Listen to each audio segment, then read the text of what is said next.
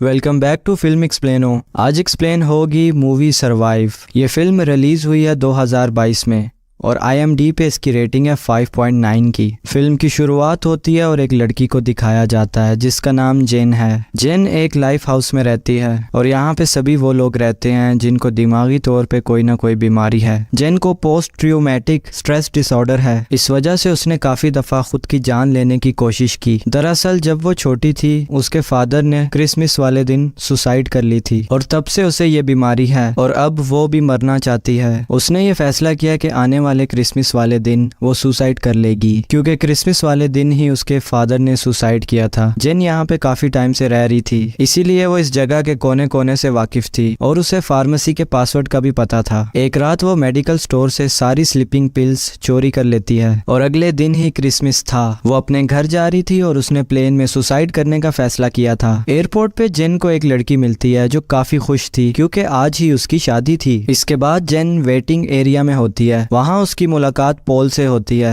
वो दोनों काफी बातें करते हैं और दोनों में फ्रेंडशिप हो जाती है। इसके बाद वो प्लेन में बैठ जाती है और इत्तेफाक से उसके साथ वाली सीट पे पॉल आके बैठ जाता है। वो दोनों एक दूसरे के साथ बैठ जाते हैं और अब जहाज उड़ने लगता है। पॉल को नींद आती है और वो सो जाता है। इसके बाद जेन पॉल के लिए एक लेटर लिखती है। वो लेटर में पॉल के लिए बेस्ट विशेस लिखती है और उस लेटर को पॉल की जैकेट की पॉकेट में डाल देती है। इसके बाद जेन वॉशरूम में चली जाती है जहाँ पे उसने सुसाइड करनी थी, लेकिन इतनी देर में एयर होस्टेस आती है और वापस उसे अपनी सीट पे जाके बेल्ट लगा के बैठने के लिए कहती है। पॉल की आंख खुलती है और वो देखता है जेन उसके पास नहीं बैठी और वो काफी घबरा जाता है क्योंकि ये प्लेन क्रैश हो रहा था। सब लोग प्लेन में चिल्ला रहे थे क्योंकि उनका जिंदा बचना काफी मुश्किल था और जेन वॉशरूम में ही होती है, वो बाहर नहीं आती और वो प्लेन क्रैश हो जाता है। जब उसे होश आता है तब वो देखती है कि वो काफी जख्मी है और उसके सर पे चोट लगी है और उसका काफी खून बह गया है। उसे बाहर एक औरत के चीखने की आवाज सुनाई देती है। वो बाहर निकल के देखती है हर जगह प्लेन का मलबा पड़ा हुआ है और हर जगह लोगों की लाशें हैं। इसके बाद वो उस औरत के पास जाती है जो चिल्ला रही थी और ये वही लड़की थी जो जेन से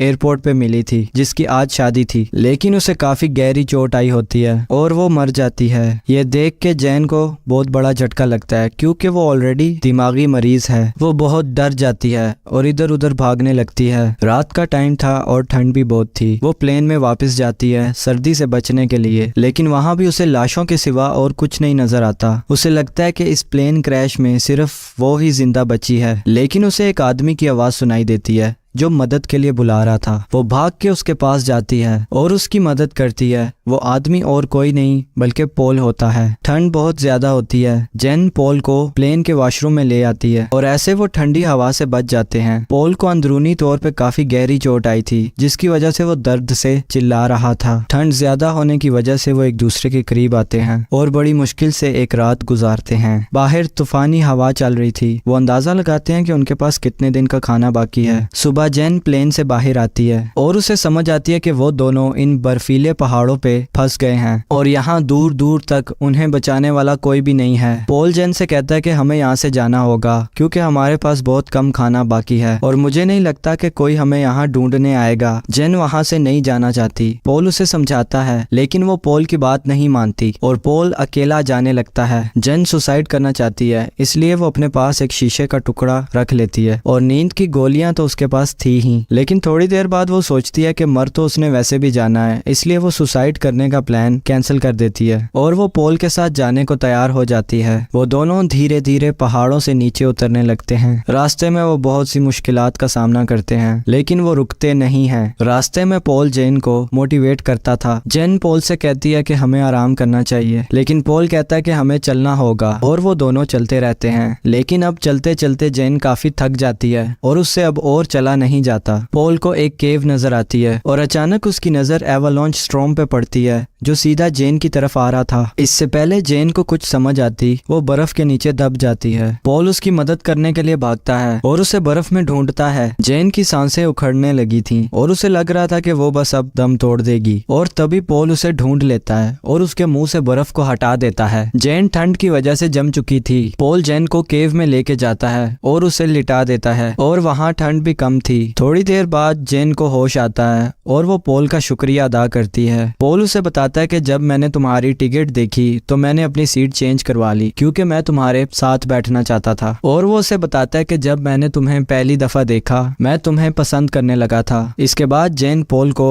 अपने बारे में सब कुछ बता देती है कि वो क्रिसमस से नफरत करती है क्योंकि उसके फादर ने सुसाइड कर ली थी, और वो बताती है कि वो भी सुसाइड करना चाहती थी। अब पोल की हालत भी बिगड़ने लगी थी क्योंकि प्लेन क्रैश के दौरान उसे चेस्ट पे काफी गहरी चोट आई थी। अगली सुबह वो फिर से अपने सफर पे चल पड़ते हैं। वो चलते चलते बहुत दूर आ गए थे और अब उनको जंगल नजर आ रहा था, लेकिन पोल की हालत अब काफी खराब है। दोनों दिल ही दिल में जानते थे कि वो अब जिंदा नहीं बचेंगे। चलते चलते उसे एक नदी नजर आती है और वो काफी खुश हो जाता है क्योंकि वो नदी के जरिए किसी न किसी बस्ती तक पहुंच जाएंगे। लेकिन तभी उसका पैर फिसलता है और वो पहाड़ी से नीचे गिर जाता है। जेन जल्दी से उसके करीब जाती है और वो देखती है कि पोल दर्द से तड़प रहा है और उसका एक हाथ टूट गया है और उसका काफी खून बह रहा है। वो पोल की मरहम पट्टी करती है और उसे 1-2 स्लीपिंग पिल्स देती है ताकि उसको तकलीफ कम हो।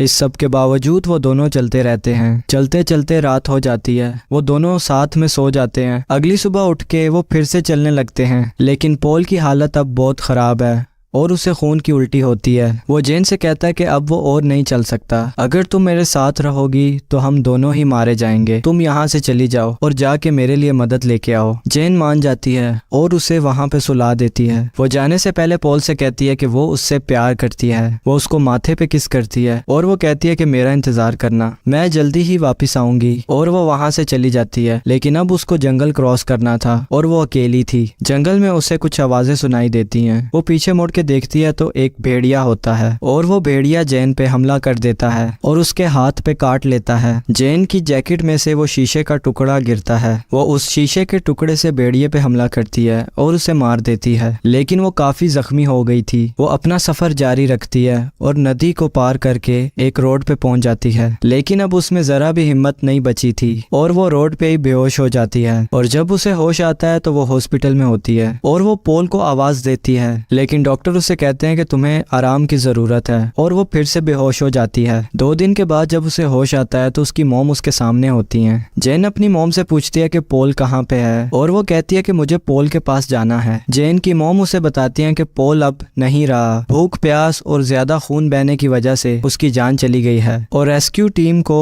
उसके पास से एक लेटर मिला है जो उसने तुम्हारे लिए लिखा था। तुम इकलौती ऐसी लड़की हो जो इस प्लेन क्रैश में बच गई हो। और उस लेटर में जेन की आगे की जिंदगी के लिए बेस्ट विशेस थी। जेन उस लेटर को पढ़ के रोने लगती है। वो हमेशा से सुसाइड करना चाहती थी, लेकिन अब उसे समझ आ गई कि जिंदगी कितनी कीमती है। वो आदमी जिसने जेन को जिंदा रहने के लिए मोटिवेट किया, आज वो भी नहीं रहा। ये बातें जेन को काफी डिस्टर्ब करती हैं और यहाँ पे ये मूवी एंड हो जाती है। अगर आपको ये एक्सप्लेनेशन अच्छी लगी तो चैनल को सब्सक्राइब करें, वीडियो को लाइक करें और अपने फ्रेंड्स के साथ शेयर करें।